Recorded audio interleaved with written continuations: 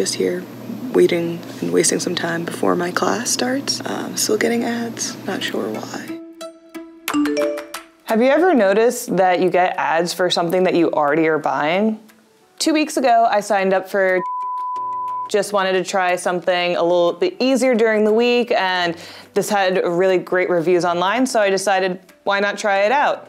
And ever since, I keep getting the same ads again, and I'm already buying stuff, so I don't quite understand what's going on here. I've seen Instagram posts all the time about it that are sponsored, and just saw one now. I guess I'm still getting advertised too. Just woke up, it's about 5 a.m. right now, and I was just scrolling through Instagram and saw that there was another ad. I was scrolling through Facebook as I'm eating my breakfast from them, and I see another sponsored ad by them. I figured companies were wasting thousands of dollars targeting the wrong people. So I decided to look into it and see what was going on. And as it turns out, most ad services, or at least those of major platforms, give advertisers the tools to avoid this. First, for Facebook and Instagram, businesses can upload email addresses of customers, and if they use those addresses for their Facebook accounts, they can exclude them from advertisements. Additionally, businesses can add the Google and Facebook pixel to their websites. This lets advertisers exclude anyone who's visited specific pages,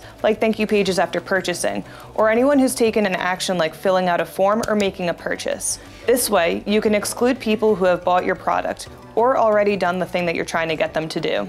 Although I will say, tech can't help prevent when you see things in real life. In general, most customers who already love your product don't need to see an ad for it. It increases friction and causes a weird experience. In other words, try to find a new customer instead of interrupting a happy one.